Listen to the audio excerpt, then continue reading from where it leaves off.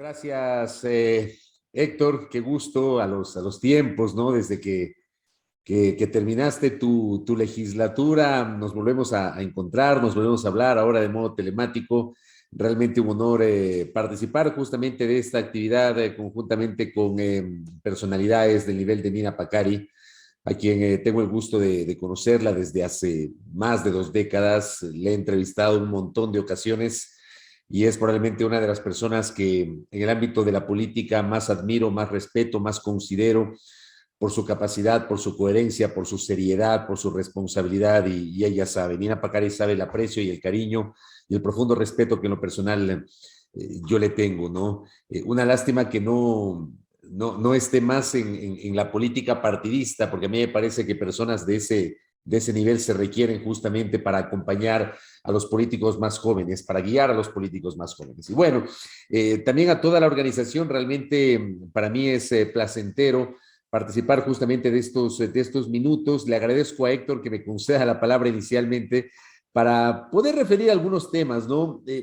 Héctor dice o sugiere, hablemos del país desde 1999. Yo tal vez quisiera extenderme un poquito más atrás y hablar incluso de mi experiencia personal. Héctor decía, el periodista escribe la historia. A mí el periodismo, digamos, tengo 47 años de edad, de los cuales casi 29 los he dedicado a la actividad periodística. Nací periodísticamente en diciembre de 1992. Yo soy ambateño, con raíces manavitas. Mi madre es portovejense. Yo me gradué del colegio, hice radio los 6 años de colegio, pero quería ser economista. Me fui a vivir a Guayaquil. Mi aspiración era entrar a la Universidad Católica Santiago de Guayaquil. Y mientras esperaba el preuniversitario, surgió la oportunidad allá en el segundo semestre del año 92 de hacer una pasantía en Canal 4 de Guayaquil. Se llamaba Tele 4, luego Telesistema y hoy RTS. Y de pronto a los 3 meses de esa pasantía me invitan a ser parte del staff como reportero. Yo tenía 18 años, fui muy joven y empecé muy joven como reportero en esta noble profesión. Y ahí me di cuenta, digamos, ya cuando empecé a ser reportero, que lo mío no era la economía, sino el periodismo. Y aquí estoy durante 29 años en esa trayectoria. Y digo, empecé en Guayaquil, ciudad donde muchos de ustedes residen, ¿no? Y mi primera experiencia periodística fue bien compleja, porque, digamos, yo siempre iba en las vacaciones siendo estudiante de colegio a Guayaquil, y Guayaquil era una ciudad que se debatía entre la pobreza, la exclusión, el desorden, la anarquía y la corrupción. Esa etapa tan oscura de Guayaquil de 1984 a 1992, que estuvo marcada justamente por administraciones municipales totalmente inestables, caracterizadas por estos elementos que acabo de decir: la corrupción, el desorden, la anarquía, etcétera. Casi que destrozaron a Guayaquil. Y llega el ingeniero Febres Cordero a ser alcalde, ganando de largo la elección del año 92, y se posesiona el 10 de agosto. Yo empiezo como periodista, les decía yo, un 19 de diciembre de 1992, y resulta que semanas atrás o días atrás, el alcalde Febres Cordero, en una de sus decisiones más polémicas de la época, probablemente algunos de ustedes recuerdan aquello, decide despedir a 5,000 trabajadores municipales que eran considerados pipones del municipio, los pipones municipales. Los despide. Y claro, toda la prensa guayaquileña se unió en torno a la figura del alcalde, porque en Guayaquil los sectores económicos, los sectores empresariales, los sectores productivos, la propia iglesia, etcétera, consideraban que era un momento de unidad para poder rescatar a la ciudad. Y como los medios se alinearon en torno a la figura del alcalde, respaldaron esa decisión de limpiar la casa, de limpiar el municipio. Y claro, empezaron las demandas, y una de mis primeras coberturas me enviaron a la subsecretaría de Trabajo, que quedaba ahí en la avenida Olmedo, donde dice el Malecón, cerca del edificio que antes era de la Cámara de Comercio de Guayaquil. Y de pronto yo llego con el camarógrafo, un muchacho de 18 años que recién estaba tratando de entender los temas periodísticos. Me bajo del carro y ahí estaban todos los trabajadores municipales despedidos, que nos recibieron con cáscaras de naranjas, con piedras, con palos. Casi nos linchan. ¿Por qué? Porque ubicaban a la prensa como el enemigo, como el adversario, como aquel que se veía alineado en torno al alcalde para perjudicarlos a ellos. Hago referencia a esto porque fue una experiencia bien compleja, de mis primeras experiencias periodísticas, pero porque además termina siendo un primer ejemplo de las múltiples experiencias que he vivido a lo largo de casi 29 años de vida periodística, del rol que tiene la prensa, del rol que tienen los medios de comunicación en las decisiones de la política, en las decisiones del poder político, con esto que les estoy señalando. Los medios alineados en torno a la figura del alcalde Febres Cordero. En 1995 vengo a vivir a Quito y la primera gran cobertura legislativa que tuve fue el juicio político a Alberto Dají Garzosi, el entonces vicepresidente de la República. Esto fue, habrá sido en junio, julio de 1995. Es probablemente uno de los 4 juicios políticos más complejos de estos 42 años de vida democrática que tiene el Ecuador. El uno, seguramente muy pocos de los que estamos aquí compartiendo vivieron. Yo era muy joven, creo que Héctor ni nacía, pero algunos tal vez de los más adultos recordarán 1981, Carlos Terot Blum, el famoso juicio de las muñecas de trapo. Hay una fotografía emblemática que creo que publicó El Comercio o Revista Vistazo, donde se ve al ingeniero Febres Cordero interpelante con una muñeca de trapo. Era justamente un supuesto caso de peculado del ministro de Gobierno en la compra de juguetes para los policías. Eso fue en 1981, el primer gran juicio político. Luego viene, evidentemente, el de Luis Robles Plaza en 1988, si mal no recuerdo, el hombre fuerte del ingeniero Febres Cordero, que incluso, para la anécdota, el ingeniero Febres Cordero desacató inicialmente la resolución de censura y destitución del Congreso Nacional y lo mantuvo por un par de días a Robles Plaza en el Ministerio de Gobierno sin tomar en cuenta la resolución del Congreso, hasta que finalmente se echó para atrás y dio paso justamente a nombrar, si mal no recuerdo, al doctor Heinz Meller Freile como ministro de Gobierno de la época. El tercero es el de Alberto Dajic, el que les acabo de referir, del año 95, que yo ya lo pude cubrir. Ese juicio político ya lo pude cubrir, fui el primero que cubrí, fue un juicio político que duró 3 días. La votación fue larguísima porque en ese tiempo se votaba alzando la mano, si es que era votación simple, o la votación nominal, que fue la que se aplicó para ese juicio político, que cada diputado, me parece que eran 88 diputados en la época, tenían 10 minutos para razonar el voto. Entonces la votación se extendió hasta las 8:30 de la mañana del día siguiente, cuando no hubo votos para la censura y destitución. Pero a la semana, el presidente de la Corte Suprema de Justicia, Carlos Solórzano Constantine, le saca la orden de prisión y Dají renuncia, escribiendo su renuncia en una hoja a mano, con letra manuscrita, y abandona el país rumbo a Costa Rica, donde se asiló políticamente durante 2 décadas prácticamente.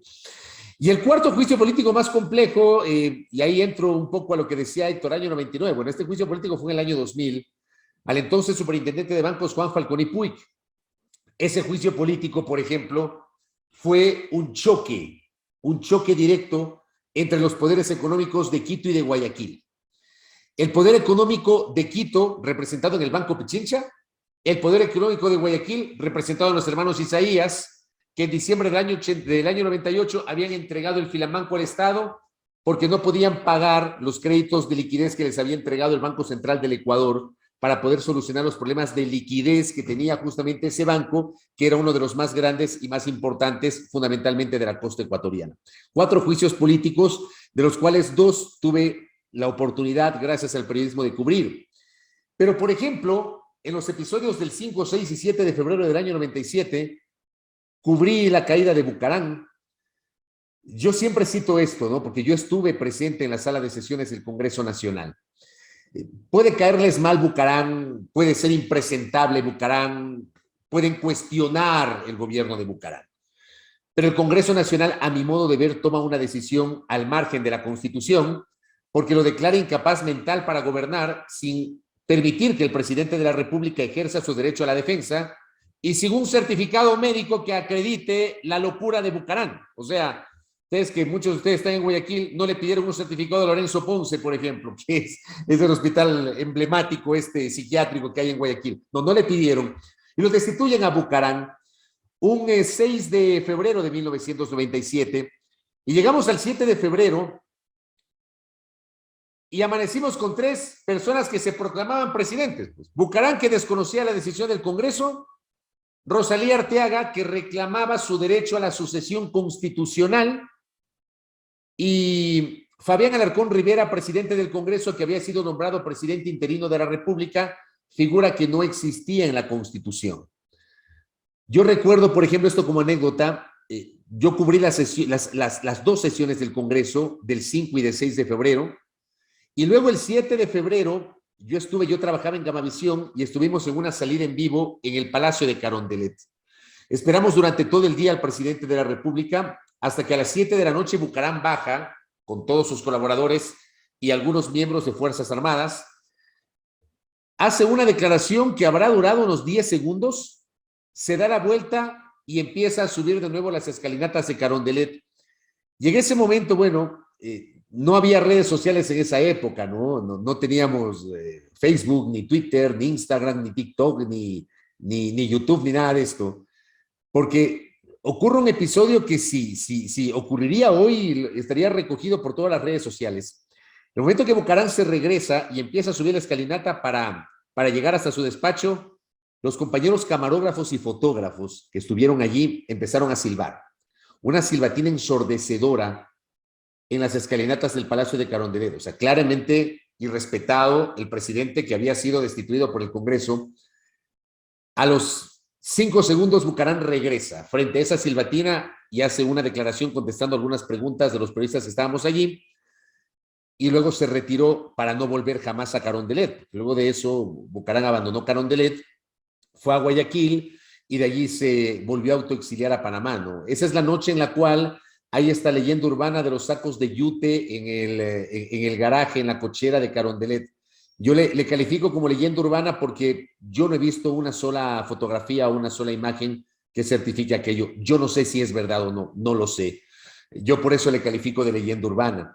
Y llegamos a la consulta popular del 97 que legitimó al doctor Alarcón como presidente interino y los ecuatorianos pronunciándonos a favor de la instalación de una asamblea constitucional en Sangolquí, que si la memoria no me es infiel, me parece que la doctora Pacari integró esa asamblea constitucional en Sangolquí, se inauguró en el Paraninfo de la Universidad Andina Simón Bolívar y no tenían dónde sesionar, seguramente recuerda la doctora, hasta que finalmente encontraron la Academia de Guerra ubicada en Sangolquí, donde se dio prácticamente la mayor parte de las sesiones de ese parlamento.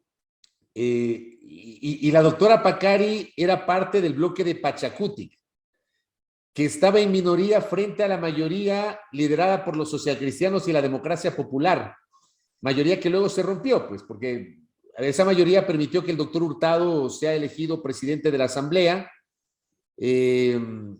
muy a pesar del ingeniero Febres Cordero, pero con el apoyo de Nebot, y luego en el curso de la constituyente de la Asamblea Constitucional de Sangolquí renuncia el doctor Hurtado a la presidencia. Bueno, la Asamblea reformó la Constitución, pero no elaboró una nueva Constitución.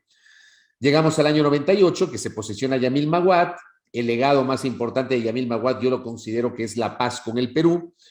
Pero en el año 98, y este también es un episodio muy interesante que recoge la historia, se arma esto que los periodistas llamamos la aplanadora en el Congreso Nacional, la mayoría entre el Partido Social Cristiano, liderado por Jaime Nebot, y la Democracia Popular, que era gobierno a través de Maguad y que viabilizó que Juan José Pons sea elegido presidente del Congreso de la República.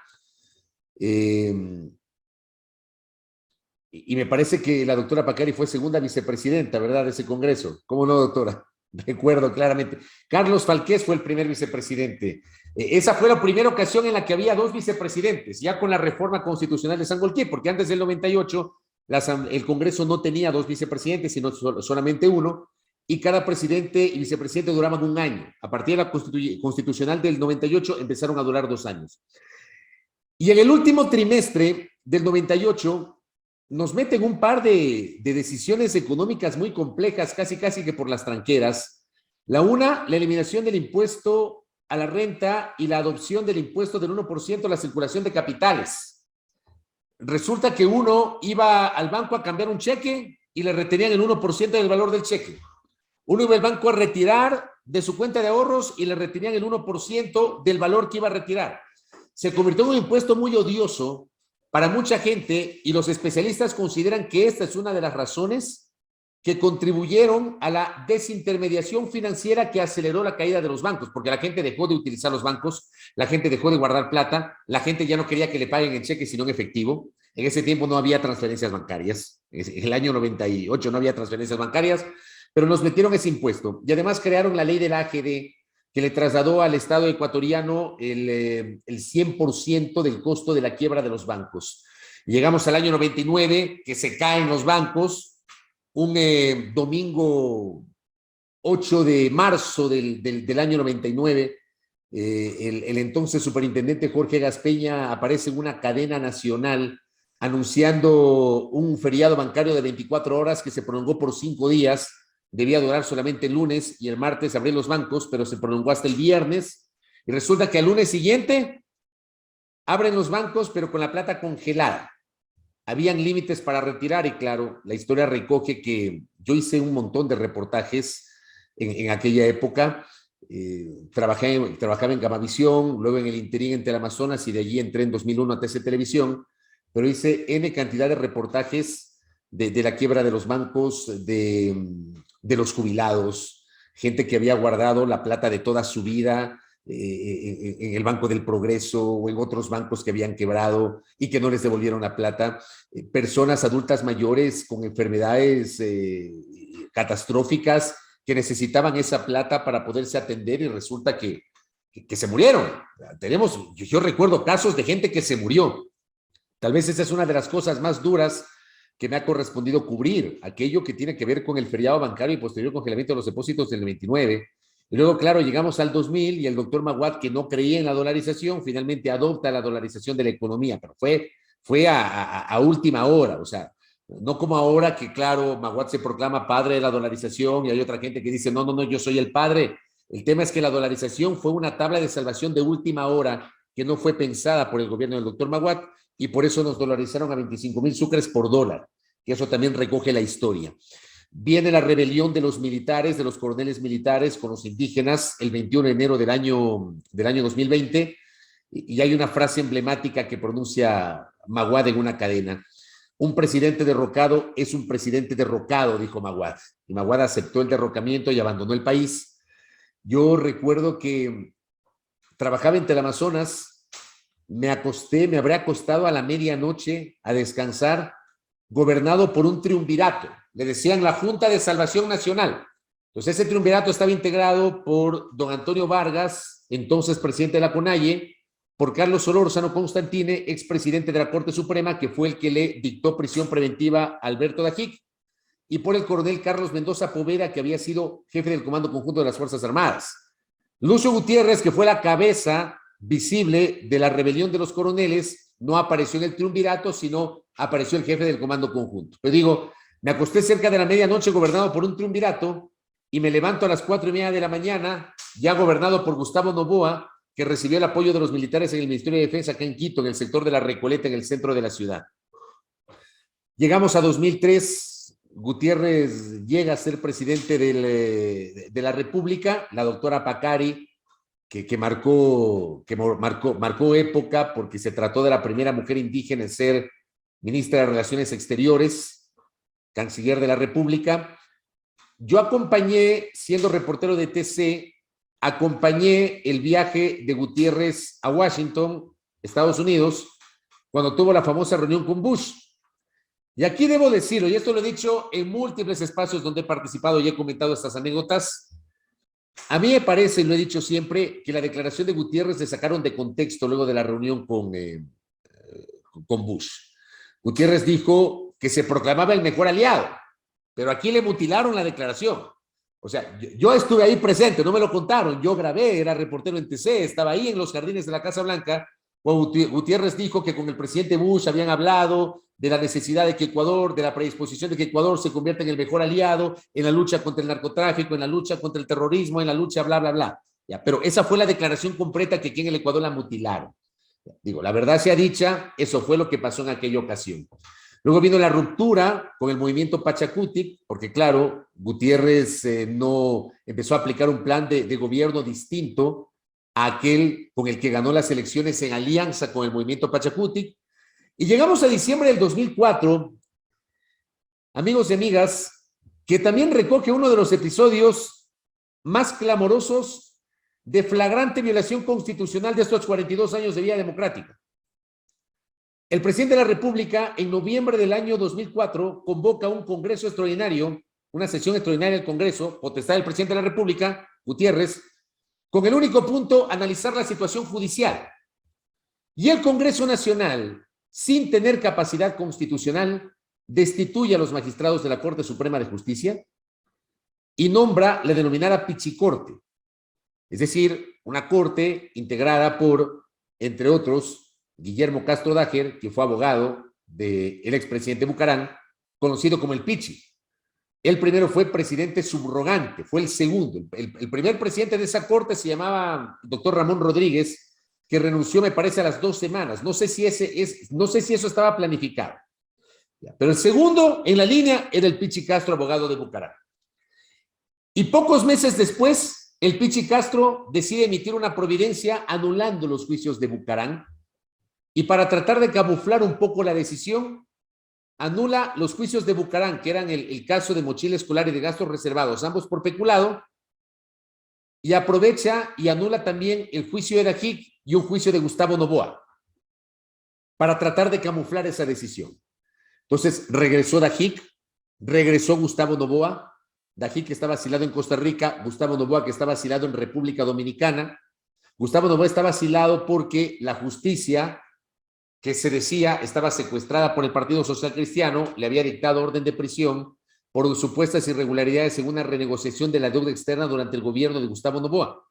Y hay una frase emblemática que recoge la historia pronunciada por León Febres Cordero, que dijo, siendo alcalde, que lo iba a perseguir como perro con hambre a Gustavo Noboa, que se convirtió en su enemigo. Bueno, Gustavo Noboa se asiló en República Dominicana. Los dos, Dajic y Noboa, regresaron tranquilos, calladitos. Pero Bucarán regresó con toda una parafernalia, volvió a hacer el show del helicóptero. El helicóptero aterrizó en el helipuerto del edificio La Previsora, que queda ahí en Malecón y 9 de octubre. Y en el hemiciclo de la Rotonda pusieron una tarima donde se armó todo un espectáculo y Bucarán empezó a insultar a todo el mundo y eso cayó muy mal al país. Aquí en Quito se empezaron a generar corrientes, movilizaciones, rebeliones. Hay una marcha de Quito que fue liderada por el entonces alcalde Paco Moncayo y por el entonces prefecto Ramiro González, ambos Izquierda Democrática. Esto fue entre marzo y abril del año 2005, hasta que llegamos al miércoles 20 de abril del 2005 y el Congreso destituye a Bucarán, cuando aquí ya se estaba dando esto que denominan algunos y que lo recuerdan como la rebelión de los forajidos, aupada por un medio de comunicación. Por eso ya les hablaba al inicio del poder de los medios. La radio La Luna, que lideraba en ese tiempo Paco Velasco, que en aquel tiempo era radiodifusor, había llamado a un cacerolazo en contra del gobierno que luego se transformó en la rebelión de los forajidos, porque Gutiérrez, según una crítica a los manifestantes, se llamó forajidos y por eso se llamó aquella la rebelión de los forajidos. El Congreso lo destituye inconstitucionalmente a Gutiérrez porque declara abandono del cargo. Congreso sesionó en el auditorio de Ciespal, declaró el abandono del cargo del presidente, pero Gutiérrez estaba gobernando en Carondelet. No es que había tal abandono del cargo, pero se inventaron esa figura. Gutiérrez perdió el apoyo de militares y policías y hay una imagen emblemática de un helicóptero que despega desde el techo de Carondelet, donde Gutiérrez abandona justamente el Palacio Presidencial y asume Alfredo Palacio el poder hasta el 15 de enero del 2007, cuando llega Rafael Correa. Y Rafael Correa, claro, llega con un discurso antipartidos, llega con un discurso antisistema y capitaliza el descontento, la desazón, la decepción del común de los ciudadanos con la política, porque enfrentamos una década completa, desde el año 97 hasta el año 2007 fue una década completa de inestabilidad política. Entonces el ciudadano estaba cansado, estaba harto, estaba decepcionado, y aparece, claro, el economista Correa, que no era un político, aparece y capitaliza y logra ganar las elecciones, y claro, el resto es historia un poco más reciente que ustedes la conocen. Yo también tuve la oportunidad de cubrir la Asamblea Constituyente de Montecristi. Siempre yo le decía a Héctor cuando me invitó a esta charla, yo tengo ese privilegio de haber cubierto periodísticamente la Asamblea de Sangolquí y cubrí también periodísticamente la Asamblea Constituyente de Montecristi, la mayor parte. Y a lo largo del tiempo he encontrado similitudes, pero también muchas diferencias entre cada uno de estos procesos. O sea, la constituyente de Montecristi tenía plenos poderes y cerró al Congreso Nacional. La Asamblea de Sangolquí no tenía plenos poderes y, de hecho, el Congreso siguió funcionando. Había una especie de coexistencia ahí entre el Congreso Nacional y la Asamblea Constitucional de Sangolquí. Fui también testigo antes de la instalación de la constituyente de Montecristi. La constituyente se instala fruto de una elección, esa elección fruto de una consulta popular. Y esa consulta popular fue convocada por el Tribunal Supremo Electoral de la época en una decisión que fue desconocida por 57 diputados, que luego fueron destituidos por ese Tribunal Supremo Electoral. Es un episodio que yo también cubrí como reportero de TC Televisión. Hubo golpes, hubo agresiones a los diputados, hay una agresión realmente infame contra un grupo de diputados en el subsuelo del Hotel Hilton Colón aquí en Quito. Le pegaron a un diputado de la provincia de Azuay llamado Osvaldo Flores, casi que destrozan el carro de Carlos Arreategui, que fue diputado de la Democracia Popular y que hoy es rector de la Universidad de las Américas. Ocurrieron algunas cosas muy complejas. Un diputado, Hugo Romero, a quien tratando de huir se cayó por unas gradas y estuvo un par de semanas en un hospital con problemas en la espalda, ¿no? Pero este es un episodio, este episodio de la destitución, y luego 3 semanas después aparecen los diputados de los manteles, que seguramente recordarán algunos de ustedes, diputados de los manteles, porque mi colega Milton Pérez de Teleamazonas se entera que estaban reuniéndose en una hostería ubicada en el sector de Puembo, al oriente de Quito. Llega con su cámara y los diputados que ya habían pactado con el gobierno avanzan a ver la cámara y tratan de taparse con unos manteles para subirse a los carros. Por eso se llaman los diputados de los manteles. Por eso se acuñó ese término del Congreso de los Manteles, el del año 97, que tuvo una efímera vida hasta el 30 de noviembre del año 2007, cuando la constituyente, una vez instalada, cesó a ese Congreso Nacional y viene el trabajo de la Asamblea Constituyente. Tenemos luego, obviamente, la aprobación de la Constitución mediante el referéndum de octubre del año 2008, la primera reelección de Correa en el año 2009, la segunda reelección de Correa, que ya fue la última en el año 2013 hasta el 2017, esta confrontación constante. Yo quiero decirles algo. Conceptualmente, en lo personal, y hablando de mi rol como periodista, conceptualmente, cuando el gobierno de Rafael Correa plantea la discusión mediática, y ojo, yo he sido periodista toda mi vida y les conté mis inicios, y hoy tengo casi 29 años en el ejercicio de la profesión, y puedo hablar con conocimiento de causa porque he estado adentro, porque yo he sido parte, soy parte de los medios, y yo sé perfectamente las lógicas de los medios y las hipocresías que hay en los medios, porque es así, y el poder que tienen los medios. Cuando Rafael Correa plantea la discusión sobre el rol de los medios y la necesidad de transparentar las líneas editoriales y el trabajo de los medios, yo estuve totalmente de acuerdo. Totalmente de acuerdo. El tema es que eso, que era la postura presidencial, se quedó solamente en un anuncio, porque luego de la incautación de los medios de los Isaías en julio del año 2008, nos dijeron que iban a vender en 6 meses los canales incautados y resulta que hasta hoy, 2021, 24 de noviembre, los canales siguen en manos del Estado. Entonces allí encontró el gobierno de Correa, también luego el gobierno de Moreno y el gobierno actual, han encontrado medios de comunicación para poder obviamente difundir su verdad. En el caso de Correa, para hacer una especie de contrapeso frente a los medios privados, ¿ya? Pero allí se desbarató el discurso de Correa de la lógica de los medios, porque todo lo que criticaban empezaron a hacer desde la óptica mediática del oficialismo. Y teníamos los medios estatales no públicos versus los medios privados, cada uno con su propia verdad, y esta confrontación que incluso, hoy quiero contarles, se trasladó a los propios periodistas. Hubo gente que claramente tomó partido. Yo sé de casos de colegas que dejaron de saludarse, que eran amigos y dejaron de saludarse, que se veían en las coberturas y no se regresaban ni a ver. O sea, realmente fue una situación muy compleja que todavía estamos viviendo desde el punto de vista de los medios. Sobre el rol de los medios, por ejemplo, yo planteo discutir, y lo he dicho en varias ocasiones, lo he dicho públicamente en mis espacios comunicacionales, en mis redes, en los foros a los cuales me invitan. Es preciso que analicemos, que repensemos el rol de los medios a partir, por ejemplo, del papel de los medios de comunicación en los hechos de octubre del 2019. O sea, siempre yo planteo, sobre todo a los estudiantes de comunicación o a gente que le gusta los temas de comunicación, que investiguen, que revisen los hechos de octubre de 2019 y el papel de los medios de comunicación y el advenimiento de los medios alternativos. El papel de los medios en el inicio de la pandemia, cuando muchos de los medios y varios colegas negaban la crisis sanitaria en Guayaquil, señalando que era falsa la mortandad que se vivió en Guayaquil, diciendo que esas imágenes que circulaban en redes sociales eran de otros países. Y en realidad se sintió una mortandad terrible en Guayaquil. Para quienes viven en Guayaquil, yo cuando hablo de Guayaquil hablo con conocimiento de causa, porque mi esposa es guayaquileña, mis hijos nacieron en Guayaquil, mi madre vive en Guayaquil con mis hermanos y voy siempre a Guayaquil.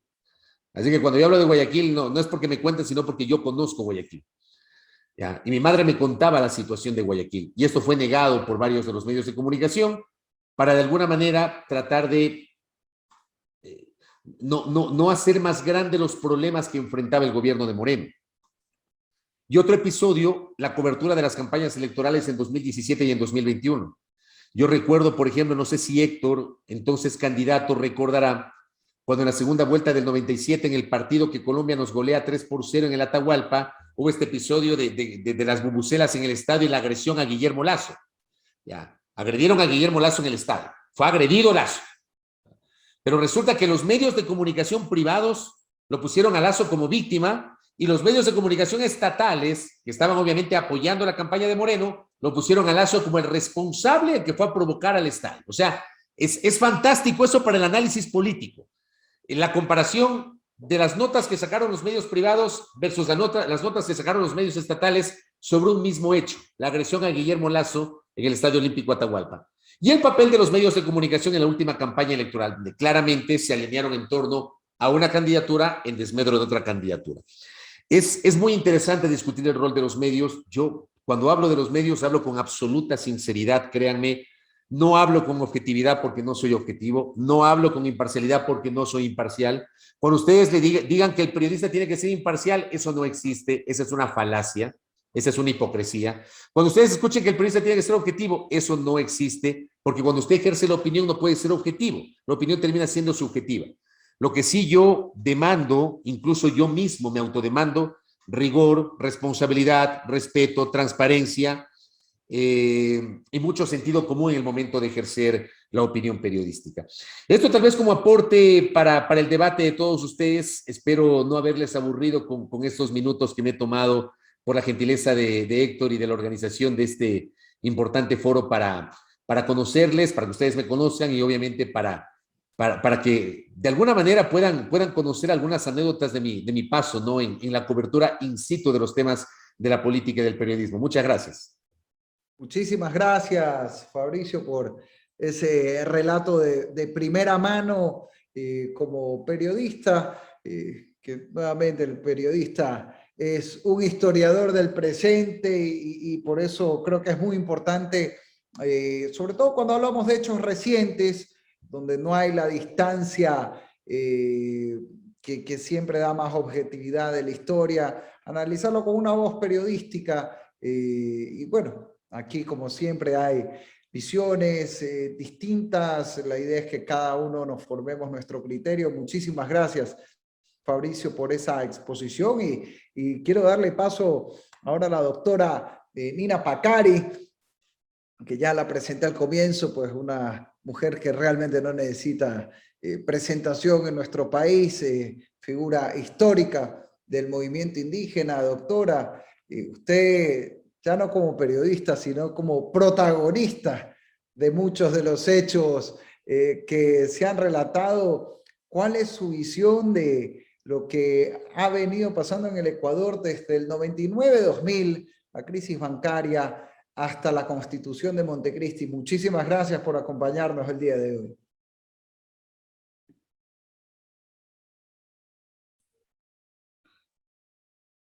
Tukuykuna yupaychani y alli tutanispa kallaripani kay rimayman convidaskamanta, kay achimuskamanta ñukanchipaj pushaq Shunkumanta, Pushak Nishpaninchi, Luis Cabrera, Monseñor Nishpa Rimapanchi, Yupaychani, Kutin Kutin Nipani. Shinayata Mashi Héctor Yepes, Taepas Yupaychani Nishpa Callaripani, Paimi Rimarispa, Rimanga Pasamuy, Pai Nispa Nipi, Kutin Kutin Rimarispa, Aye Nispa Kaipi, Rimanga Pacapani. Buenas noches a todos quienes están participando. Agradezco por la invitación a Monseñor Luis Cabrera, también a Héctor Yepes, que ha estado coordinando, para que pueda intervenir con algunos elementos sobre lo que es parte de la realidad del Ecuador, ¿no? La dolarización y desde esa etapa hasta Montecristi, qué es lo que está de por medio.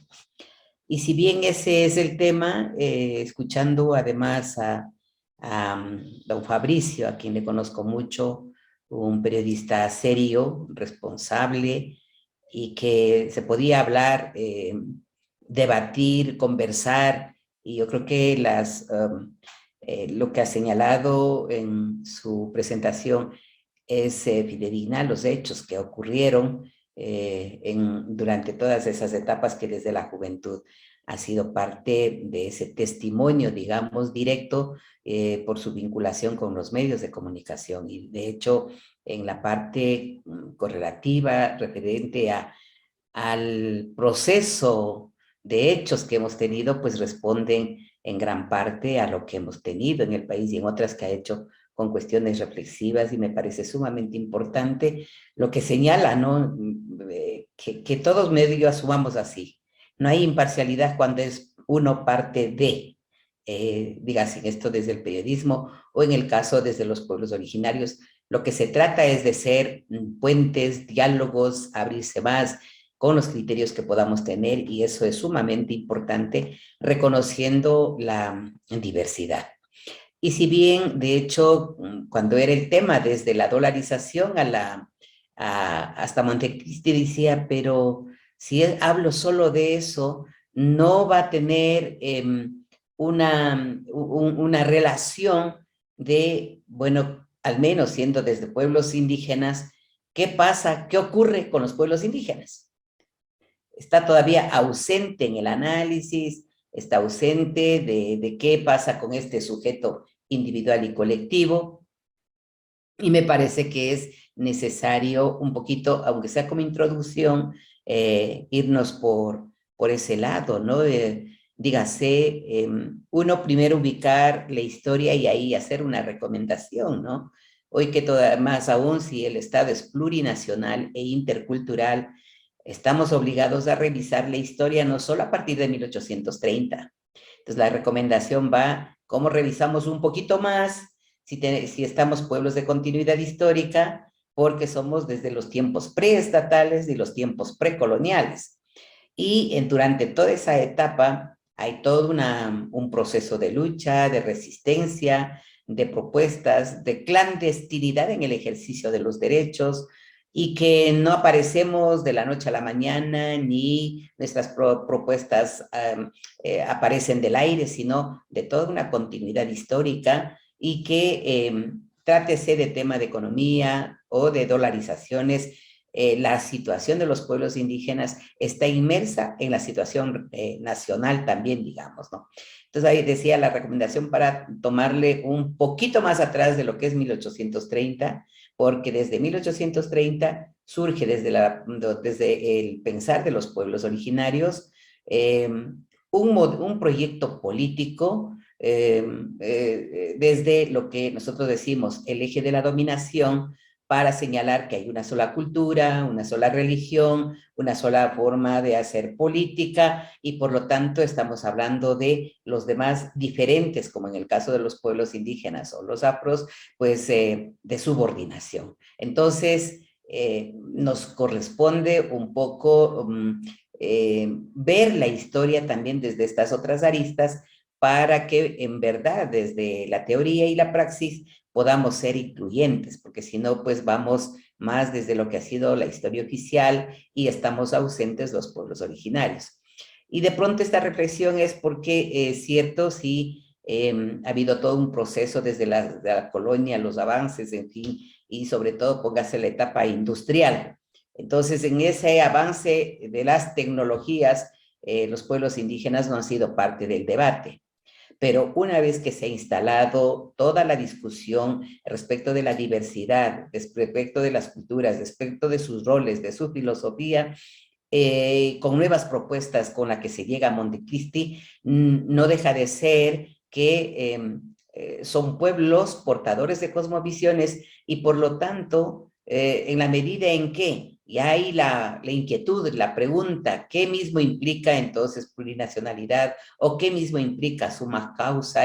De hecho, se quiera reconocer o no, están como principios y como paradigmas en la Constitución, pero es un contenido filosófico, económico, político, cultural, de vida cotidiana, de proyección económica, en fin, y siendo así, de hecho, estamos hablando de una cosmovisión, de un estilo de vida, de un tipo de economía que es distinto también a lo que estamos viviendo.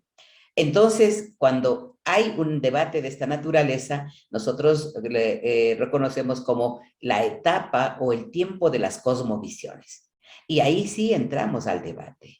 Entramos al debate para decir, a ver, cuáles son las rutas con las que podemos aportar en el marco de la teoría y en el marco de la praxis desde los pueblos originarios. Entonces, veía y un poco decía, a ver, cómo abordar el tema para que no lleguemos solo a Montecristi, sino que también están algunas otras realidades. Y como el tema es desde la dolarización, dije, no voy a partir solo desde la dolarización, sino qué implica el dólar en la historia del Ecuador, ¿no? Y si bien no, pues, si me permiten compartir la pantalla, por favor,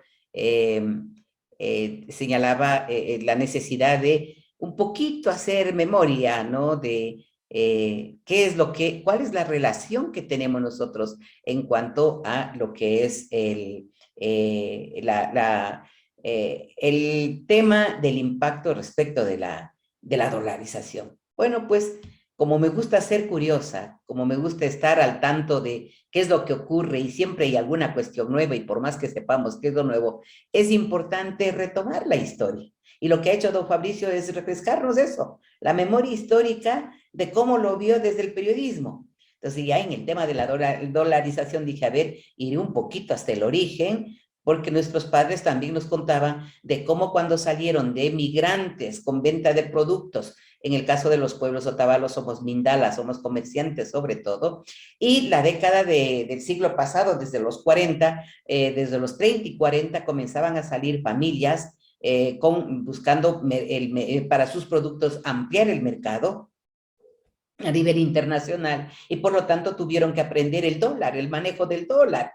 Y a ratos había los comentarios cuando regresaban el bisabuelo, el abuelo, y decía, ¿cómo no hemos de ver desde un inicio que el del dólar tenía más peso? Y cuando nos decían para comprar un producto frente a los hoteles donde estaban los extranjeros, que querían comprar en dólar, nosotros no, en Sucre, cuando era más en el dólar, pero esto nos pasó y eran experiencias, por ejemplo, sumamente importantes desde la práctica para decir, bueno, ¿qué mismo implicaba el dólar?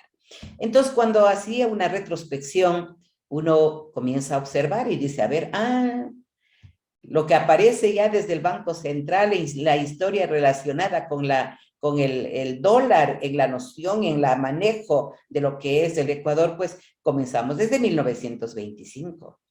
Y en ese entonces el cambio de cuántos sucres por un dólar era 4.31 sucres, 4 sucres, 31 centavos. Y en esos tiempos se decían reales.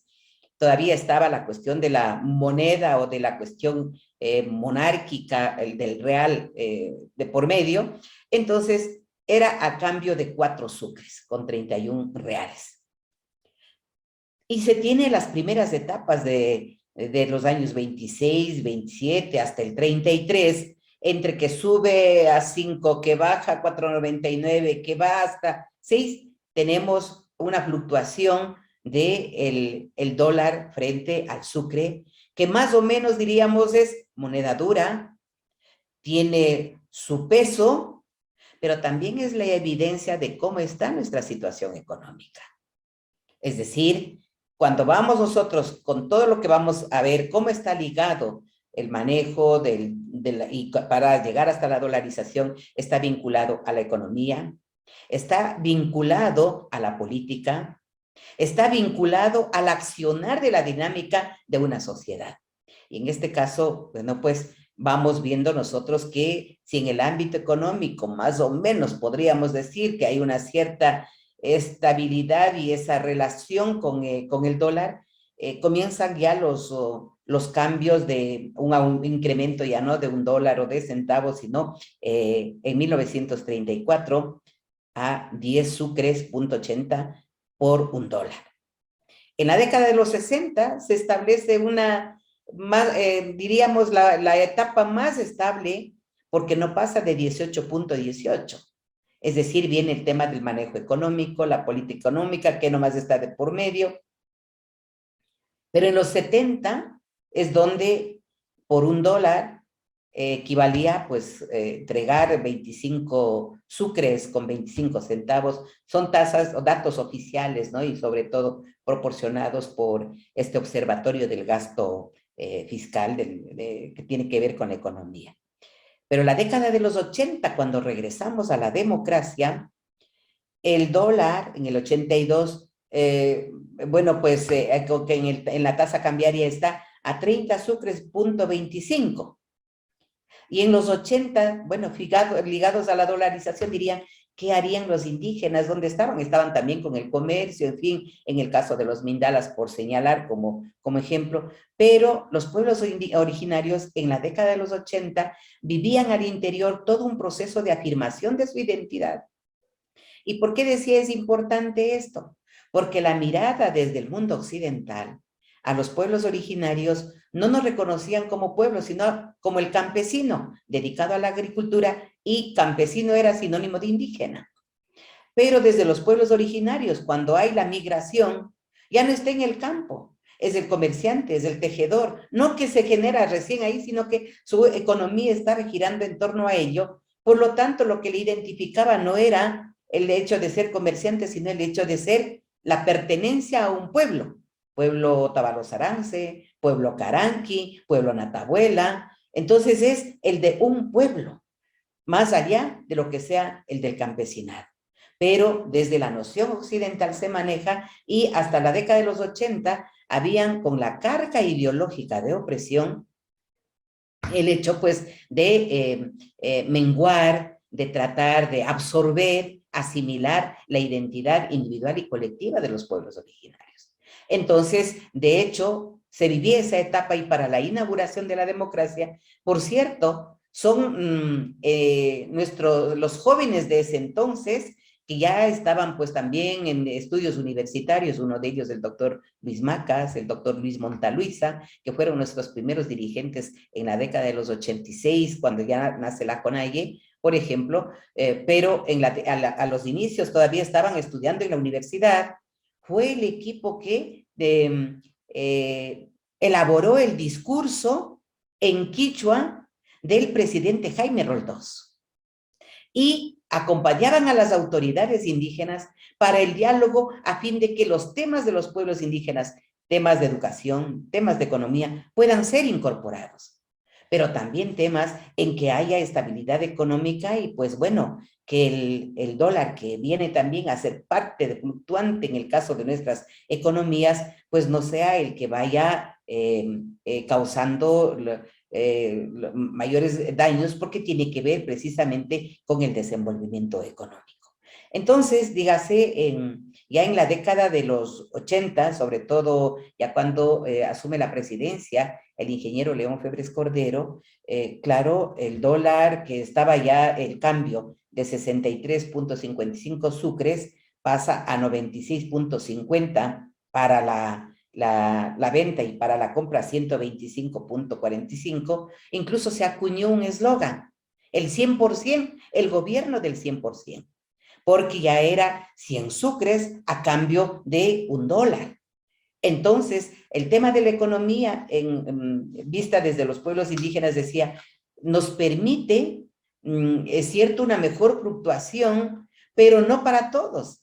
Entonces, venía siempre la situación económica al análisis de los pueblos originarios, y desde ese entonces ya había pues en el ámbito nacional las discusiones del capitalismo, las discusiones de los planteamientos desde el punto de vista socialista, y el hecho de cómo cooptar a los pueblos indígenas respecto de a qué bando más o menos tiene que estar.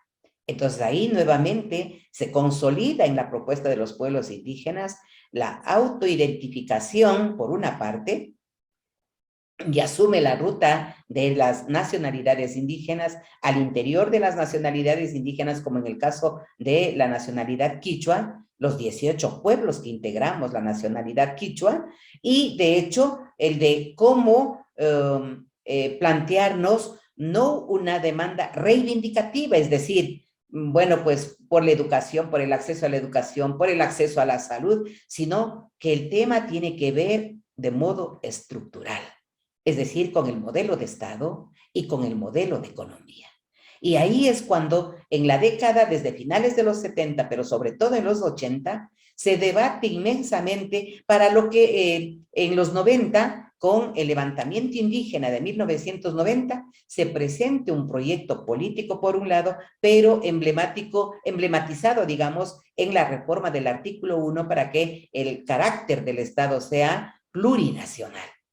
Y los debates en ese entonces, ya estamos con la presidencia del doctor Rodrigo Borja, que al escuchar este planteamiento dijo, quieren dividir el Ecuador, quieren balcanizar, quieren, bueno, no se entendió la propuesta de la diversidad. Y por otro lado, no del independentismo, porque no habían condiciones, ni hasta hoy existen condiciones territoriales para un independentismo. Y por lo tanto son los pueblos originarios los que aportamos con nuevos conceptos como lo de territorios pluriculturales, ejercicios interculturales, desde la necesidad del diálogo horizontal, es decir, en el marco del respeto y en condiciones de igualdad.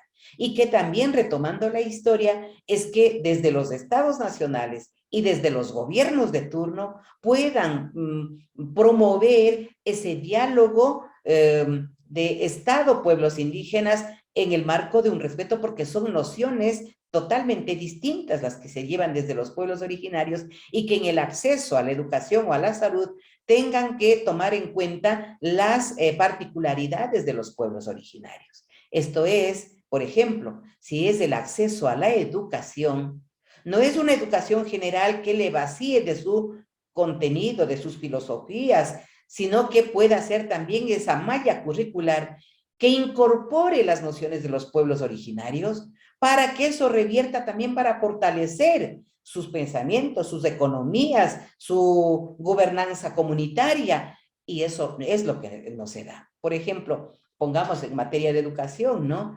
Tema de economía. En el tema de economía, los pueblos originarios somos portadores de elementos y principios que forman parte del sistema de la economía comunitaria. Pero aquello nos brindan en la universidad, no nos brinda en la universidad. Entonces, de hecho, no hablamos del acceso a la educación, solo lo que está en la universidad, sino con los contenidos filosóficos que deben incorporarse también en la malla curricular desde la perspectiva de los pueblos originarios.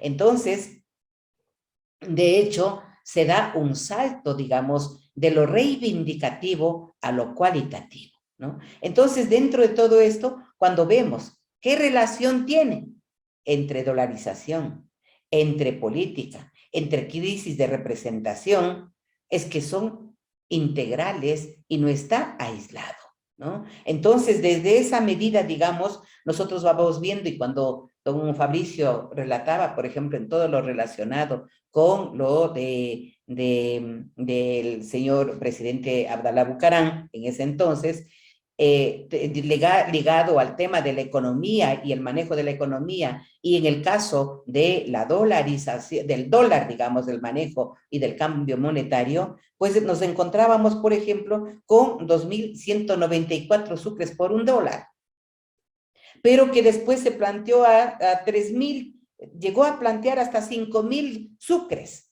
Y ahí más o menos estaba cuando ya asumió el presidente, en este caso, Yamil Mawad, y con toda la cuestión que estaba de por medio, feriado bancario, crisis económica, crisis de representación política, crisis de partidos políticos, es decir, una crisis estructural profunda del Ecuador, es cuando también las corrientes y los ejes económicos a nivel internacional y mundial están pululando. Y uno de los ensayos del Fondo Monetario Internacional precisamente era, con todo ese afán imperial también, de cómo la moneda del dólar tenga un peso profundo en América Latina. Y el ensayo comienza con el Ecuador. Y es el Ecuador el que asume el ensayo, ¿no? Entonces, no es por decir, todavía en nuestros países de la comunidad andina, por ejemplo, no es que fueron por la línea de la dolarización. Al contrario, mantuvieron la soberanía en el manejo de su moneda nacional. Y tanto es así que ya en el mundo de la competición económica, solo el hecho de tener una moneda dura que no es nuestra, como el dólar, nos coloca en situación no competitiva con los países de la región, sobre todo para ya los productos y no solo como valores agregados, sino que no se puede competir, por ejemplo, en materia de agricultura. Y si nuestras sociedades mayoritariamente podemos ser agricultores, indígenas y no indígenas, y si un gobierno no da atención a políticas agrícolas como tal, la crisis se agudiza aún más en esos sectores, porque la dolarización finalmente está vista más entre cómo damos respuesta a importadores y exportadores y la disputa que se manejan en ese ámbito territorial, digamos. Entonces, de hecho, en el caso de verlo, cómo están las propuestas, las luchas enlazadas al tema de la dolarización, no es solamente desde cuando adoptamos el dólar como tal en el 2000, sino cuando también desde antes con los manejos y las relaciones que existen de por medio, siempre ha estado en el marco del manejo de nuestra moneda, pero sobre todo donde se va reflejando cuando uno ve los incrementos, los cambios y de cómo la moneda nacional se va debilitando, es que está relacionado también con la crisis política que se van presentando en ese entonces y que también cobra paso de por medio, digamos, en esto, con las dictaduras que vivíamos en América Latina y que el Ecuador tampoco se escapa de las etapas de las dictaduras. Entonces, visto así, diríamos, ya yendo a la etapa más concreta con el tema que me habían señalado, es la dolarización en sí. ¿Qué es lo que implicaba? Primero, yo creo que debemos recordar siempre el que el cambio para tener un dólar, el manejo que se hizo es de 25,000 sucres y así quedó, por un dólar. Por lo tanto, cuando ahora compramos a lo mejor una pruna por un dólar, debemos tener presente de que estamos pagando 25,000 sucres, que no es una cuestión simple, y que cuando aumentan 20 centavos, dicen, ¿no?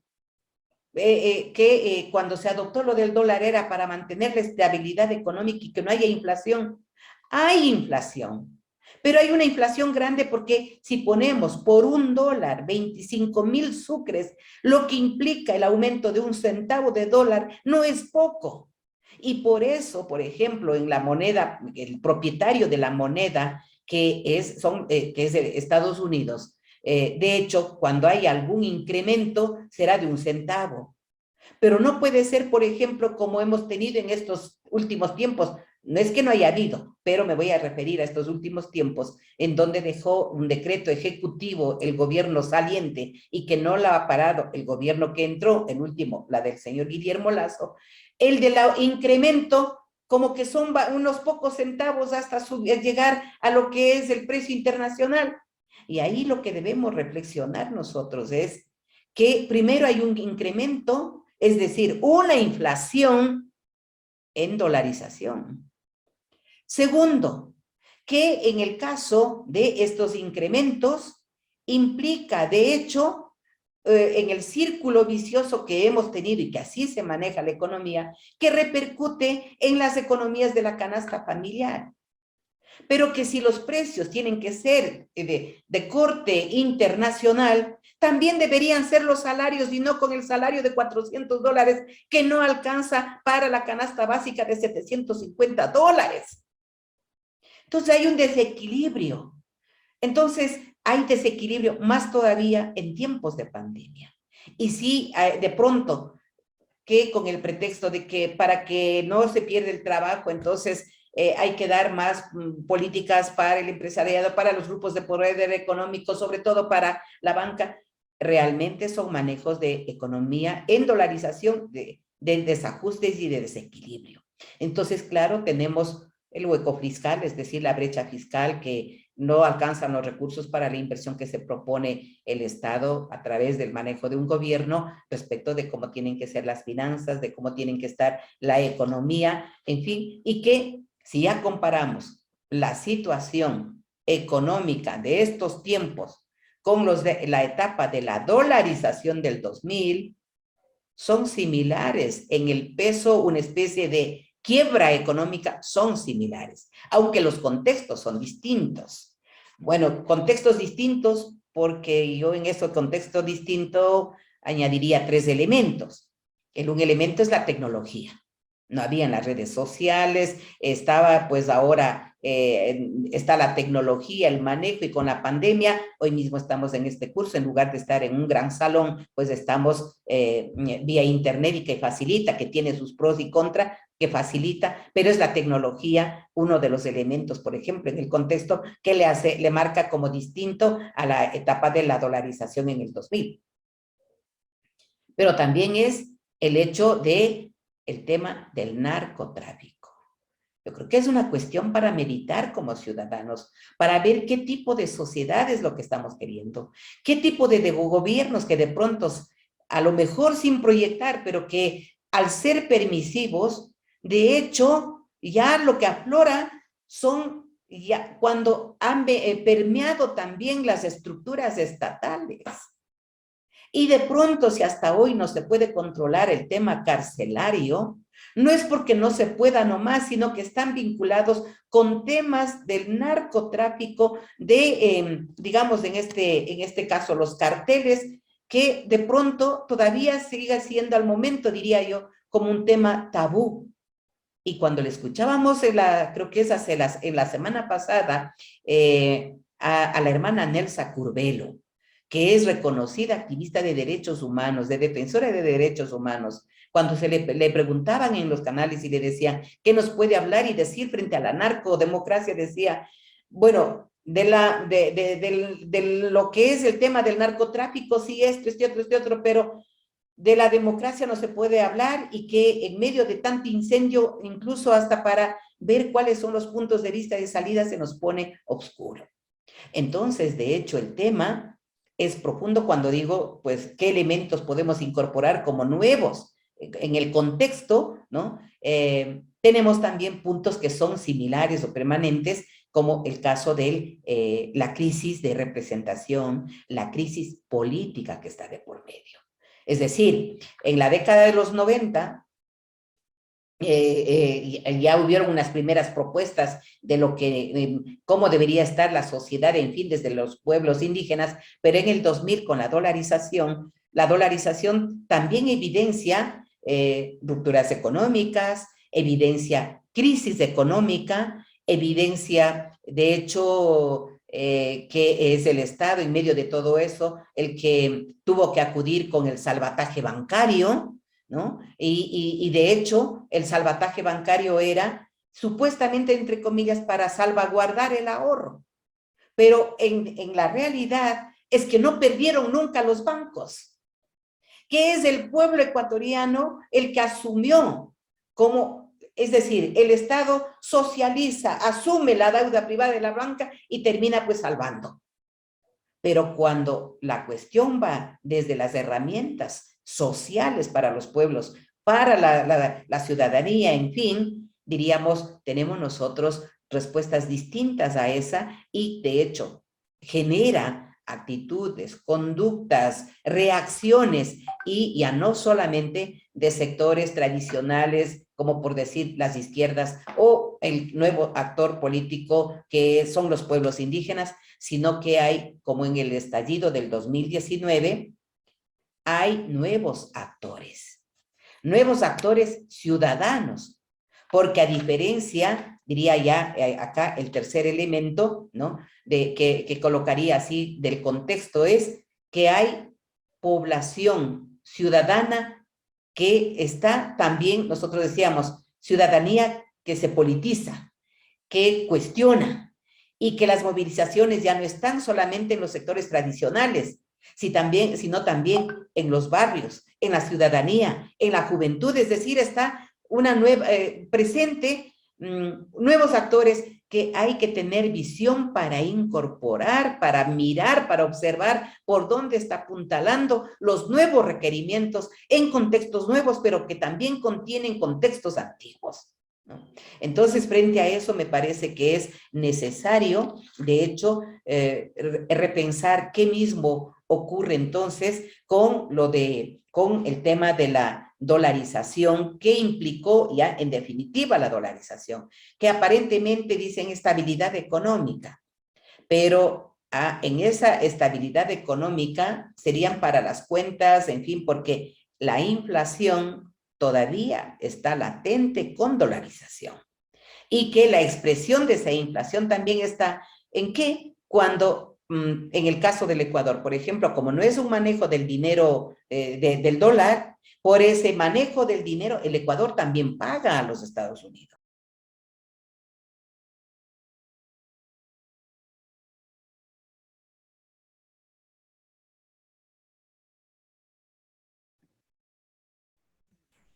Doctora, se silenció.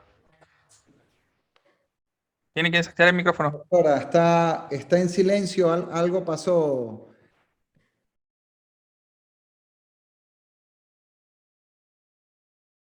A ver, está el manejo desde el anfitrión, pero si ahora me da la oportunidad ya le he podido cambiar, porque quería, sí, porque igual quería para todo esto presentar con lámina, pero decía el anfitrión no le permite, así que yo ya estoy medio concluyendo para el tema, ¿no? Entonces, la cuestión es que estamos en una situación compleja, parecida a la del 98, de crisis, que provocó la estampida de los ecuatorianos hacia afuera, al exterior, y que fueron las remesas las que sostuvieron. Pero ahora es evidente una crisis mundial, que antes de la pandemia las movilizaciones estaban en el mundo entero también ardiendo. Con la pandemia no hemos tenido que recluirnos, pero va pasando un poco la pandemia y hay países donde todavía se persiste, en el caso de Colombia, el caso de Chile, el caso está en otros lados, es decir, la pandemia no va a poder esconder frente a la necesidad de la gente, frente a la quiebra, digamos.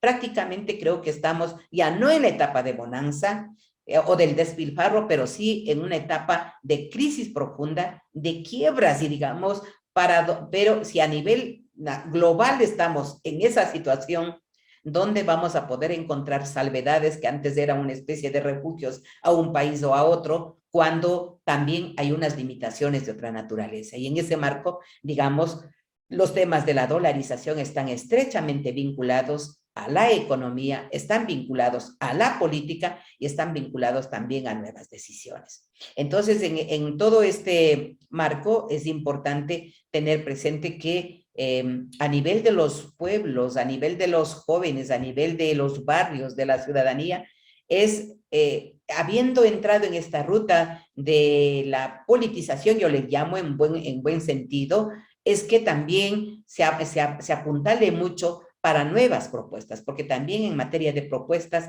no es suficiente las que antes se venían nomás planteando, sino que ameritan un nuevo repensar, una nueva articulación y una nueva propuesta, y que ojalá pues las nuevas generaciones, ya refiriéndome en concreto a los nuevos liderazgos, a la nueva generación, puedan asumir los debates como tal, y lo que nos corresponde pues a los mayores es acompañar en estos procesos, y cuando hemos estado en las esferas de decisiones también, cuando dejamos todo eso, es retornar a los territorios para volver a realimentar lo que pueden ser los trabajos. Y de hecho, en ese sentido es que, por ejemplo, cuando tratamos ya en territorio, el trabajo que ahora ya llevo adelante es cómo ejercemos los derechos desde nuestros territorios. Y en ese caso hay derechos conquistados, como el tema de la administración de justicia indígena, como también cómo podemos llevar a ver desde las escuelas comunitarias frente a la malla curricular que está desde lo oficial, cómo incrementamos desde los pueblos indígenas nuestros puntos de vista, y que eso es posible desde la propia comunidad, es decir, cómo la autonomía de las comunidades en el marco de la diversidad, como está reconocido el carácter del Estado plurinacional, podemos realizarlo. Y que de hecho, en las luchas que están de por medio con el tema del sistema de economía, que hay que seguir apuntalando también las propuestas, creo que son sumamente importantes, necesarias, y que algún momento, yo estoy que hay que mirarlo con otros ojos, cuando al inicio, la canción que pusieron desde el seminario, había una en donde se señalaba para no exacerbar, para no, digo en este punto, no es que los sectores organizados quieren exacerbar, sino que ya la situación llega a tal manera que las cuestiones pueden estar pues resultando muchas veces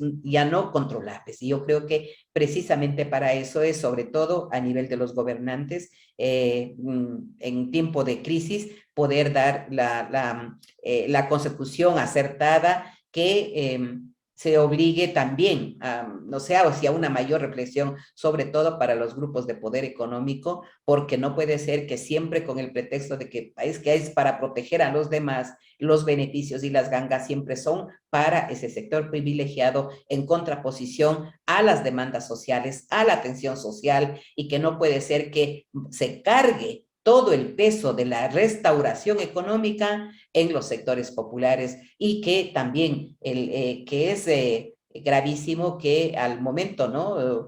Por ejemplo, podemos hacer una especie de mini evaluación en el caso de cómo está la economía mundial, qué es lo que se propusieron con los objetivos del desarrollo del milenio para supuestamente disminuir la pobreza, y lo que tenemos es un incremento de la economía y de la riqueza en muy pocas manos, y lo dicen los informes de Naciones Unidas, y por otro lado tenemos el incremento de la pobreza, ¿no? Y en el caso del Ecuador mismo, en estos tiempos de crisis que estamos, hay un porcentaje que se ha incrementado, datos oficiales, al 37% el empobrecimiento en el caso del Ecuador. Entonces, de hecho, con todas estas cuestiones, también corresponde, pues, cuál es en todo este proceso lo que hemos ido avanzando, digamos, el contar ya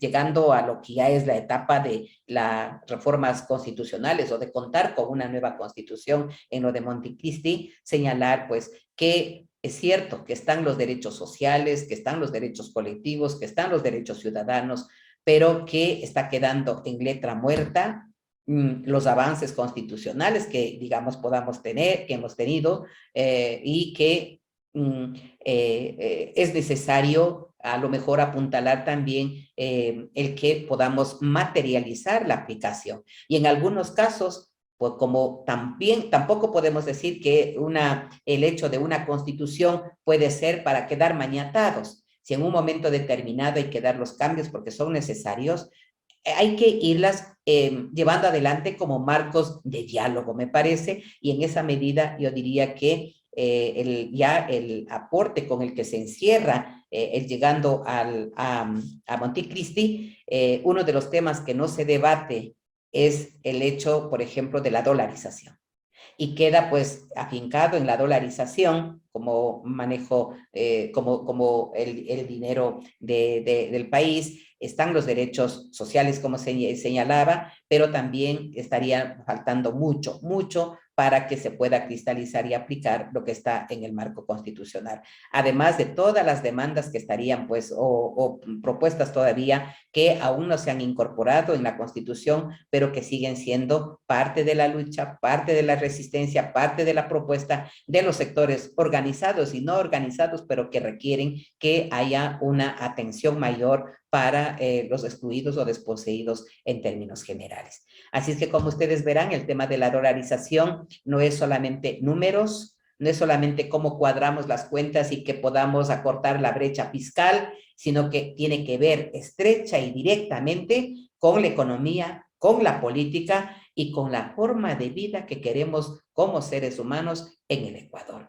Así es que en esa línea, pues aspiramos que lo que se pueda ir luchando desde los pueblos originarios, por ejemplo, y ahí están nuestras autoridades, a quienes acompañaremos desde los propios procesos internos que tenemos, el seguir demandando para una vida mucho más digna para todos los ecuatorianos. Así que muchas gracias por haberme permitido compartir algunas ideas en esta parte. Muchas gracias a ustedes.